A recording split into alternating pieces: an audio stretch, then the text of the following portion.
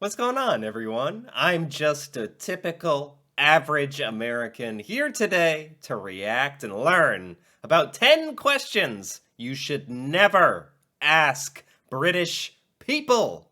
I think this is just going to be very entertaining for me. I happen to think that of all the people in the world that probably ask questions like this to British people, Americans are probably the most guilty of doing this. Americans tend to be pretty brash and have reckless abandon, and I could definitely see Americans even traveling to other places like Britain and asking these weird questions like the number one that comes to mind every time is, "Oh, have you met the Queen? Have you met the King? Have you had lunch with royalty?" Like the worst part is I think these kinds of questions not only kind of are stereotypical and maybe offensive to British people. I don't know, maybe British people find this stuff kind of funny when Americans and foreigners ask questions that make no sense.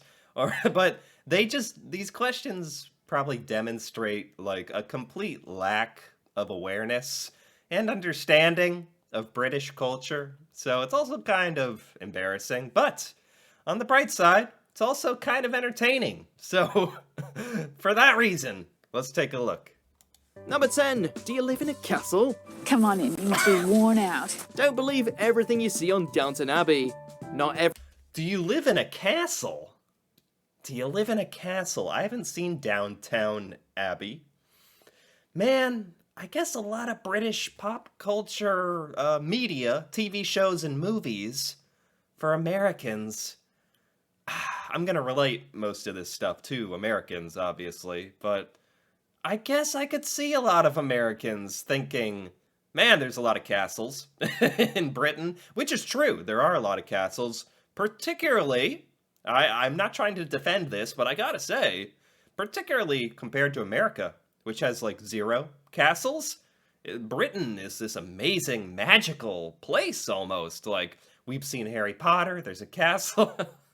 Shows how much exposure I've had. We've seen Harry Potter with the castle, lots of other things with castles. I've seen real castles in some of the YouTube videos I've watched. So, but to say to an average British person, do you live in a castle?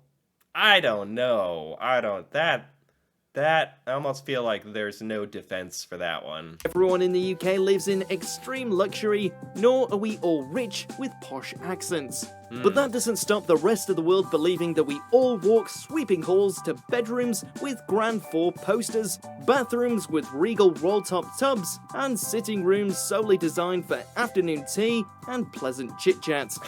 You know, I will say, there might be a bit of a stereotype for Americans of us thinking that people from Britain are wealthy and super upper class and posh. No matter what the accent, it always sounds very and a British accent always sounds quite fancy to us, quite proper. So maybe that has something to do with it. This thought that, oh, everyone in Britain is fancy. They all live in castles, like.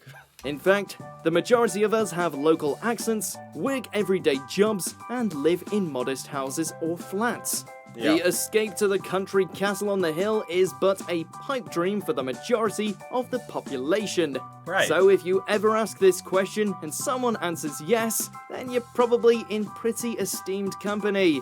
Oh, I was gonna say, like, British people should just answer yes, just to troll, just to be like, oh yeah, I just got back from my castle last week. Yeah, it was great. You know, just to troll the Americans. I beg your pardon.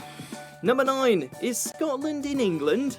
There are a number of variations here, each as annoying as the last. Huh? Wales in Scotland, Scotland in Britain. Aren't the Republic of Ireland and Northern Ireland just the same thing? Oh my gosh, this stuff, that would be borderline offensive. Saying, like, is your entire country, your nation, part of another? And it's also just demonstrating complete lack of awareness of, like, how entire nations operate and exist. But I will say, I know for a fact, like, it seems like 90% of Americans or more do honestly not know what the UK is, like who is in the UK, who is in Britain. Americans just think Britain is England, the UK is England. So I know that to be true, like as sad as it is. So there probably is truth to this one, sadly.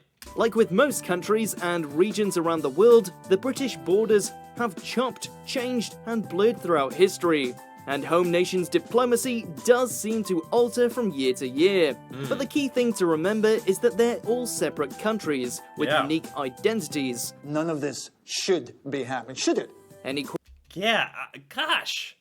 Shame on the people who make this mistake. Maybe it's not just Americans, but I would never, no matter how little I knew, when I was 10 years old, I knew Scotland was not England, or Wales, or Ireland.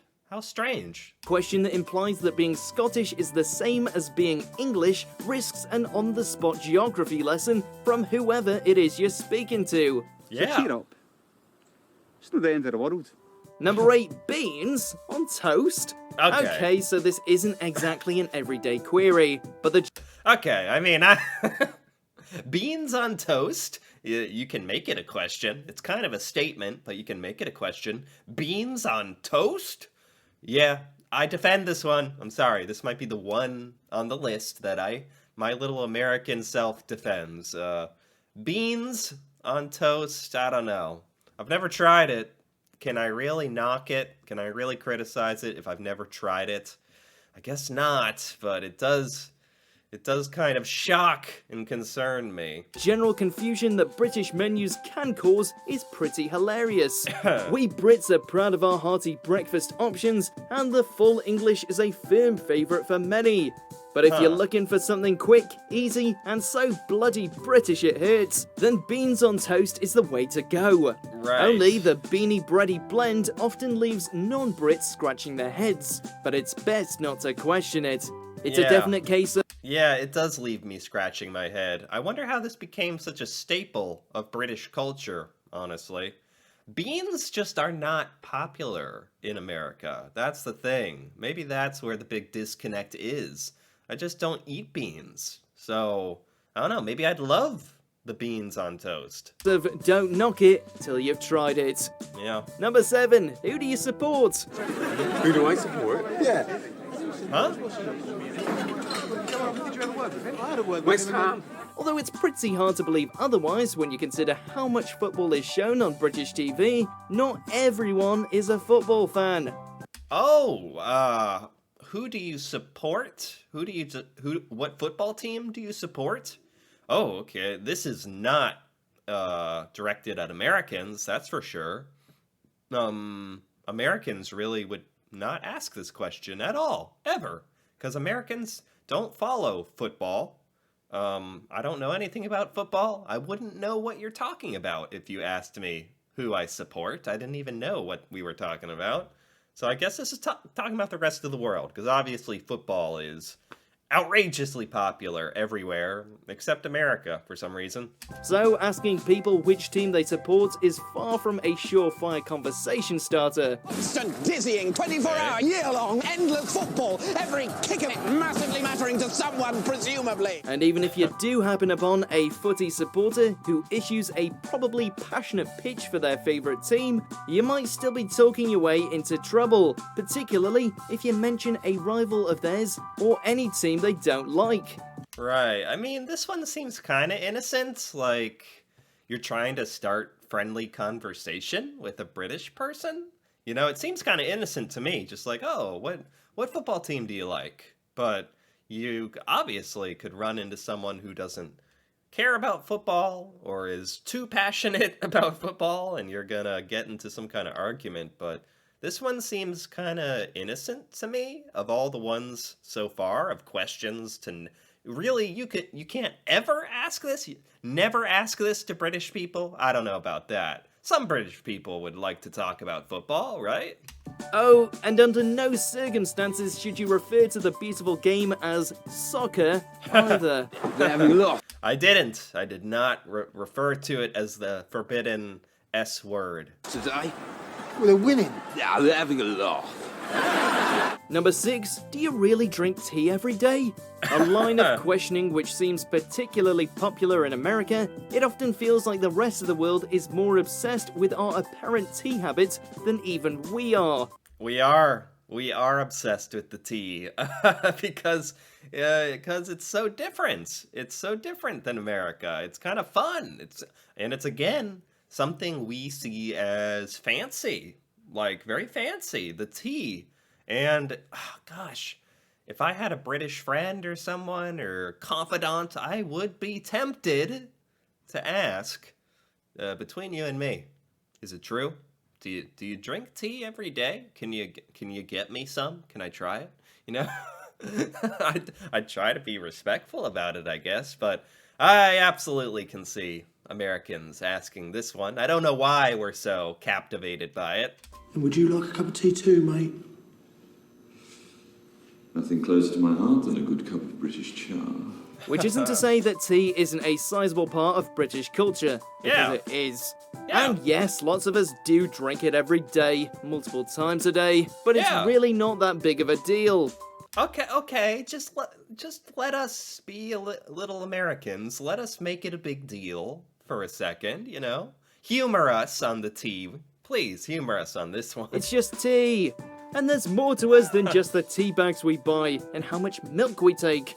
There's also the sugar sweetener debate and which biscuits are best for dunking. If Okay. anything, our questioners should be less concerned with the quantity we consume and more focused on the fine art of preparing the stuff. Sleepy time. That's a level of detail that's far beyond any American. And we'll ask, do you drink it? But I wouldn't even think to ask, how do you make it? That's like sorcery to me. I have no chance of understanding. That sounds good to me. Number 5, what's the weather like? Okay. For whatever reason, everyone loves to talk about the Great British weather. But Okay. be warned, once you get stuck in a conversation about it, it can go on forever. Oh, wait. So don't ask this because you might end up having a lengthy, never-ending conversation. That could be a good thing. Really break the ice. What's the weather like? Honestly, that is something that does seem to be associated with Britain, but if you go anywhere in the world, it's like small talk. You might be like, oh, how's the weather? I mean, that's a very American thing within America. Get two Brits chin-wagging on whether the weather is too hot, too cold, too humid, or too windy, and you'll feel as though the small talk could spiral for centuries. Okay. What a battle it was! What a storm we endured! If you're a tourist travelling to Britain for your holidays, then we'd probably advise dodging the topic altogether. What? Unless you'd like a detailed breakdown of the local atmospheric conditions compared to the national average. What? So don't ask this question. It's too good of a question. It starts too much conversation. Okay, all right, I've been warned. If that was what you were after, then ask away, and good Yeah. luck to you. Number 4, are you Australian? What? It's a surprisingly common query issued to us Brits, and it's nearly always completely wide of the mark. As anyone with even a primary school atlas knows, Australia is nowhere near the UK. No, Australia is not the UK or near it, but does this come from the accent? I could see maybe some Americans confusing an Australian accent for being a British accent or an English accent in particular. I could see that happening if an American isn't very familiar with it. That's probably where this would come from. Yes, the countries share various links throughout their histories, and they're often pitted against each other in various sporting contests, but quite why the two nations are so regularly confused is a mystery. Huh, yeah, I think it's the accent. If it's anything else, I don't know why else you would ever confuse anything with Australia and Britain. I've never even thought about that. Some say the accents are similar, but few actual Australians or British people are ever likely to agree with that. Huh. It's truth. It just doesn't make any sense. G'day, I'm Kai. He actually says good day. Hi, welcome, welcome. Number 3. Have you met the Queen? Ah! The UK isn't the largest in terms of landmass, but it's not so small that we all know everyone else who lives here. Oh, I knew it. It's on the list. I'm not surprised. It made the list. Have you met the Queen? Have you met the King? Have you met the Prince or Princess? Oh my gosh. I still cringe to think if anyone, particularly Americans, have asked this. Whew. Oh boy. And the very vast majority of us have never crossed paths with anyone from the royal family, let alone the Queen. Yeah. Getting an invite to the palace isn't quite as easy as it's often perceived to be. I know, like, people aren't coming to America and asking Americans, like, have you met the president? Have you met the governor? Like, that would just be silly. Like, and Americans understand that. So I don't know what the obsession with asking about, do you personally know royalty? I don't know why. Though there are dedicated fans of the monarchy ready to line the streets for the next stately occasion. But even then, the best you can realistically hope for is a royal wave in your direction. The same goes for British celebs as well. The chances of running into Benedict Cumberbatch, Stephen Fry, Meghan Markle, or the rest are decidedly slim. I'm afraid I don't know any of the minor royals. Number 2, is that near London? Is that near London? Oh my gosh, I could absolutely see this. Oh man, I bet Americans say this all the time. London's the only place in Britain that we kind of know of and know kind of where it is and kind of what's there. It's our saving grace. It's our only frame of reference. I understand this one. I won't try to defend it too much, but I bet this one is genuinely said a lot. In a similar vein, the UK does look like a pretty small place on the map, but there's a lot more to it than just one city. It's all London, baby. Here we go. Yeah, if someone came to America or was asking stuff and was like, is that near New York? Is that near New York City? I would think that's strange. I'd be like, what? There's a lot more to America than New York. Just like London and Britain. I get it. Yes, London is a tourist hotspot and political centre, but we don't all know, or even care, how far away it is from our towns, villages, hamlets and homes. Yeah. And funnily enough, we don't actually measure our distances by how close something is to the capital. For some Brits, London is hours away, and they may never take a trip there. So the tourist tendency to switch Britain and London as though they're interchangeable feels a little odd for the majority of folks who don't hail from the big smoke. Oh, very well. I get it. As long as I still have that delicious speech about my boyhood in Surrey. Number 1, who did you vote for? Politics can be a sensitive subject in a lot of countries, but this question feels especially loaded. Oh, wow. Yeah. This would be extremely rude to ask anybody. For an American to ask another American if you don't know them very, very well or are very comfortable with them, still might be a little rude. That, let alone asking someone from Britain, who did you vote for? I don't think any American would honestly ever really ask this, just because Americans don't understand British politics. Americans don't know who the Prime Minister is. Americans don't know what the heck's going on in Britain. They barely know what's going on here in America. So I'd actually be quite surprised if an American asked this to a Brit. Who did you vote for? It's rude. And also it's just because most Americans wouldn't even know what you're talking about if you answered. Quite clumsy whenever it's bandied about Britain. First off, there's the whole keep ourselves to ourselves cultural stereotype, which plenty of us probably do live up to. Second, there's the colossal can of worms that is Brexit. For non-Brits, Brexit probably seems a solid conversation starter, but you could quickly find yourself in the midst of mighty debate. Brexit? How old is this? This is 4 years old, by the way, so that makes sense. Whether you're Labour, Conservative, Lib Dem or other, who did you vote for is rarely asked lightly. Yeah. And the answers range from awkward mumbling to impassioned soapbox speeches. Yeah. we should get rid of half of the MPs, ideally the top half.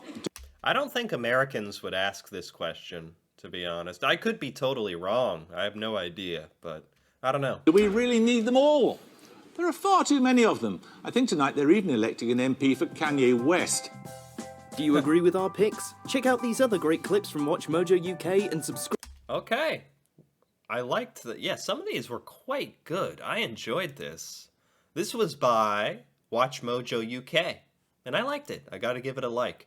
These were good. Some of these were just kind of, like, innocent to me. Like, I don't know if you should never ask a Brit about the weather, or about beans on toast, or the weather. But some of these were, like, actually correct. You should probably never ask if they've met the Queen, especially now. That would be kind of disrespectful. If they live near London, yeah. Who did you vote for? For sure, don't be asking that. Okay, do you live in a castle? That's just kind of funny to me. Anyway, I enjoyed these, though. These were pretty good. 10 questions you should never ask British people. It's more like 3 or 4 things you should probably never ask British people, unless you want to look kind of dumb. That might have been a more accurate title, but I still enjoyed this very much. Anyway, if you enjoyed this as well, feel free to give this video a like or leave a comment. And if you're interested in more videos like this, me reacting to Britain, British culture, stuff about Britain I've never seen or heard before, feel free to subscribe for more. And until then, thank you for watching, and see you next time.